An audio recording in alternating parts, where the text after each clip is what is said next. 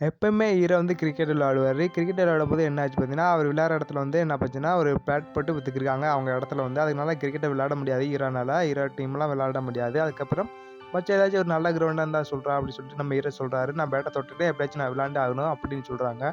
Hero வந்து அதுக்கப்புறம் மச்சான் ஒரு காலி கிரவுண்ட் இருக்குது. எம்ப்டியா தான் இருக்குது. என் வீட்டு பக்கத்துல சொல்றாரு. சரி ஹீரோ வா போலாம் நம்ம எல்லாம் போய் பார்த்தா அந்த கிரவுண்ட் வந்து ஒரு காடு பிடிச்சுருக்கு. அதுக்கெல்லாம் கிளீன் பண்ணிட்டு நம்ம ஹீரோ வந்து ஸ்டெம் அடிக்கும்போது, அந்த பேட் வந்து அடிக்கும்போது என்ன ஆச்சு பார்த்தீங்கன்னா, அது ஸ்டெம் வந்து ஒரு பொணத்து மேல, கை மேல இதெல்லாம் படுது கைஸ். அதுக்கப்புறம் அது வந்து அந்த ஸ்டெம் மேல பட்ட முன்னாடியே என்ன ஆச்சுன்னா, அந்த 3 இடத்துல இது படுது. அதுக்கப்புறம் என்ன போச்சுன்னா, கை, மண்டை, தலை இது மாரி கால்லாம் படும்போது என்ன போச்சுன்னா, அங்க வந்து ஒரு பலமான காத்து அடிக்குது. இது சரியில்லாதுன்னு சொல்லிட்டு நம்ம ஹீரோ வந்து அந்த இடத்த விட்டு கிளம்பிறாரு. அதுக்கப்புறம் காலங்காத்தால விடிஞ்சு பார்த்த முன்னாடி அந்த ஸ்டெம் இருக்கு பாத்தியா, அந்த ஸ்டெம் எடுத்து ஹீரோன முன்னாடி சீன் போடுறதுக்காண்டி அந்த தேங்காய் உடைக்கணும்னே சும்மா தான் வச்சுப்பாரு. அதுக்கப்புறம் அந்த தேங்காய் உடைஞ்சிரும். அதுக்கப்புறம் என்ன ஆச்சு பார்த்தீங்கன்னா, அந்த தேங்காய் உடைஞ்ச முன்னாடி அவங்க வந்து ஒரு கோயிலுக்கு போறாங்க. கோயிலுக்கு சாமி கும்பிடலான்ட்டு அவங்க அம்மா கூப்பிட்டு போறாங்க. போன இடத்துல என்ன ஆச்சுன்னா, சாமி அவங்க கோயிலுக்கு கால்ல எடுத்து வைக்கும்போது, அங்க வந்து அவருக்கு இது தெரியுது. உங்க குடும்பத்தில ஏதாச்சும் பிரச்சனை இருக்குன்னு தெரிய வருது. அதுக்கப்புறம் அவங்க சாமிய கும்பிடும்போது அந்த விளக்குல குடும்ப ஃபேமிலியான எல்லாரும் வைக்கும்போது, அந்த தீபம் வந்து அமர்ந்து போயிது கைஸ். அந்த தீபம் அமர்ந்த முன்னாடி சாமிக்கு தெரிஞ்சிருச்சு. எங்க வீட்ல ஒரு பிரச்சனை இருக்குதுன்னு சொல்றாங்க தெரிய வருது. அதுக்கப்புறம் அவங்க ஃபேமிலில எல்லாரும் கூப்பிட்டு என்ன சொல்றாங்கன்னா, சின்ன பசங்கள மாத்தி சொல்லிட்டு, இவங்க வந்துட்டு 2 பேர்த்துட்ட பெரியவங்க அவங்க ஈரோட அண்ணிட்ட வந்து சொல்றாங்க.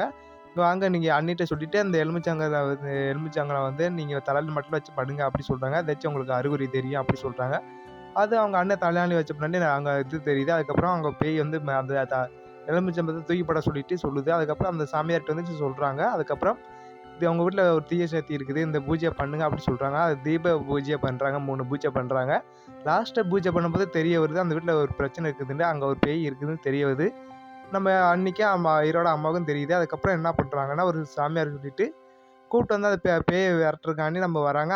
அவங்க 2 பேரும் என்ன பார்த்தீங்கன்னா, ஒரு போலி சாமியாரு. அதுக்கப்புறம் பேய விரட்டிட்டான்னு சொல்லிட்டு, புடிச்சிட்டான்னு சொல்லிட்டு அவங்ககிட்ட காசு ஏமாத்திட்டு, அவங்க 2 பேரும் போயிறாங்க. அதுக்கப்புறம் நம்ம ஹீரோ இருக்கார் இல்லையா? கொஞ்சம் போகட்டி நம்ம ஹீரோ வந்து என்ன பண்றாருன்னா, அவரு வித்தியாசமா நடந்துக்கிறாரு. என்னன்னா, மஞ்சள் தேய்த்து குளிக்கிறத பார்த்துறாங்க அவங்க ஃபேமிலிலருந்து. அதுக்கப்புறம் நம்ம சாப்பிடும்போது, "ஏன் இப்படிலாம் பண்றேன்னு?" கேட்கும்போது, அவங்க ஃபேமிலி வந்து என்ன பார்க்குறாங்கன்னா, பேய் புகுந்துருச்சு. அதுக்கப்புறம் மயமேல பேய் புகுந்துருச்சுன்னு சொல்லிட்டு ஒரு தற்கால போயிட்டு பேய் விரட்டுறதுக்காண்டி போறாங்க ஃபேமிலி வந்து. அங்க போன இடத்துல என்ன ஆச்சுன்னா, அந்த என்ன பண்ணாரு ராவலஸ் வித்தியாசமா நடந்துக்கிறாங்க. அதுக்கப்புறம் அந்த பேய் அடைக்கும்போது அடைச்சுறாங்க. அதுக்கு என்ன பிரச்சனை பார்த்தீங்கன்னா, அங்க வந்து அது காஞ்சனா ஒரு பேய் இருக்குது கைஸ். அவங்களுக்கு ஒரு ஃபேமிலி சென்டிமெண்ட் இருக்குது. அவங்க என்ன பண்றாங்கன்னா, அவங்க இடத்த விக்கும்போது என்ன ஆச்சுன்னா, ஒரு எம்எல்ஏ வந்து அவங்களோட ஒய்ஃப் வந்து என்ன பண்றாங்கன்னா, நம்ம காஞ்ச மேல குத்திறாங்க. அவங்க வந்து அவங்க ஆசையா வாங்குன ஒரு இடத்துல வந்து அவங்க வித்து வாங்கிக்கிறாங்க. அதுக்கப்புறம் காஞ்சனா ஆசைப்படாததுக்கு அந்த இடத்துல வந்து அவங்களே அந்த காஞ்சாவோட ஃபேமிலி வந்து புதைச்சிடுறாங்க 3 வந்து. அதுக்கப்புறம்